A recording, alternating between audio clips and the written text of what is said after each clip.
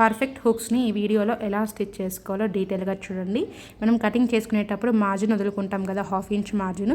So ఇక్కడ నేను చూపిస్తున్న విధంగా 1/2 ఇంచ్కి ఒక మార్క్ చేసుకొని 1/2 ఇంచ్కి ఒక మార్క్ చేసుకొని 2 పార్ట్స్కి ఇప్పుడు మనము హుక్స్ స్టిచ్ చేసుకోవడానికి ఫస్ట్ 2.5 ఇంచ్ విడుతుండే ఒక క్లాత్ తీసుకొని దాన్ని డబల్ ఫోల్డ్ వేసుకోండి. పైన ఒక 1/2 ఇంచ్ ఎక్స్ట్రా వదిలేసిన తర్వాత ఫస్ట్ మనం 1/2 ఇంచ్ మార్జిన్తో ఒక మార్క్ చేసుకున్నాం కదా, సో అక్కడ ఒక 1 స్టిచ్ అయితే వేసుకోవాలి. ఇలా స్టిచ్ చేసుకున్న తర్వాత ఎక్సెస్ని కట్ చేయండి. ఇప్పుడు ముందరికి ఇలా ర్యాప్ చేసుకొని దాని మీద ఇంకొక స్టిచ్ అయితే వేసుకోవాలి, మనకి మెయిన్ ఫ్యాబ్రిక్ మీద పడకుండా. ఇప్పుడు కంప్లీట్ మార్జిన్ని లోపలికి ఇలా ఫోల్డ్ చేసుకున్న తర్వాత చూడండి, ఇక్కడ మనం 1/2 ఇంచ్ ఏదైతే మార్క్ చేసుకున్నామో అది కంప్లీట్గా ఇలా చూపిస్తున్న విధంగా ఫోల్డ్ చేసుకొని ఇక్కడ ఫస్ట్ ఒక రఫ్ స్టిచ్ వేసేసుకొని కంప్లీట్ మార్జిన్ని లోపలికి క్లోజ్ చేసేసుకొని నీట్గా స్టిచ్ చేసేసుకోండి.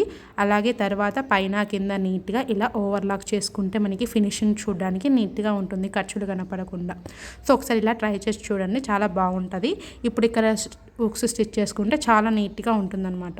ఇప్పుడు కాజాని స్టిచ్ చేసుకోవడానికి 3 ఇంచెస్ విడుతుండే ఒక క్లాత్ని తీసుకొని పైన సేమ్ 1/2 ఇంచ్ మార్జిన్ వదిలేసి సింగిల్ లేయర్లో సేమ్ 1/2 ఇంచ్ మార్జిన్ తోటి స్టిచ్ చేసుకోవాలన్నమాట. ఫస్ట్ కాజా రాంగ్ సైడ్ వైపు నుంచి స్టిచ్ చేసుకోవాలి. ఇప్పుడు కంప్లీట్గా ఇలా చూపిస్తున్న విధంగా నీట్గా ఫోల్డ్ చేసుకొని మనం ముందు 1/2 ఇంచ్ ఏదైతే మార్క్ చేసుకున్నామో దాని మీదకి నీట్గా ఇలా ఫోల్డ్ చేసుకొని పైన ఫస్ట్ ఒక రఫ్ స్టిచ్ అయితే వేసుకోండి, మనకి లాక్ అయిపోతుంది అనమాట కంప్లీట్గా.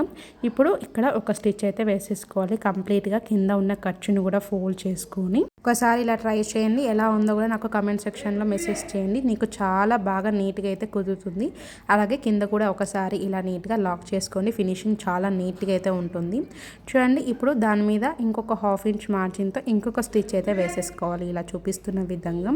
చూడండి ఇప్పుడు ఎంత నీట్గా వచ్చిందో మనకి. హుక్స్ చూడండి నేను ఎక్కడ స్టిచ్ చేశాను. ఇలా స్టిచ్ చేయడం వల్ల మనకి పైన ఒక 1/2 ఇంచ్ గ్యాప్ అనేది ఉంటుంది. కాజాలు కూడా ఇక్కడ కార్నర్లో స్టిచ్ చేసుకోవాలన్నమాట క్లాత్కి. అప్పుడు మనకి క్లాత్ అనేది విడిపోయినట్టు లేకుండా నీట్గా ఉంటుందన్నమాట, గ్యాప్ లేకుండా. ఒకసారి ట్రై చేయండి. నచ్చింది అనుకుంటే ఒక చిన్న లైక్ చేయండి, సపోర్ట్ చేయండి. Thanks for watching our video.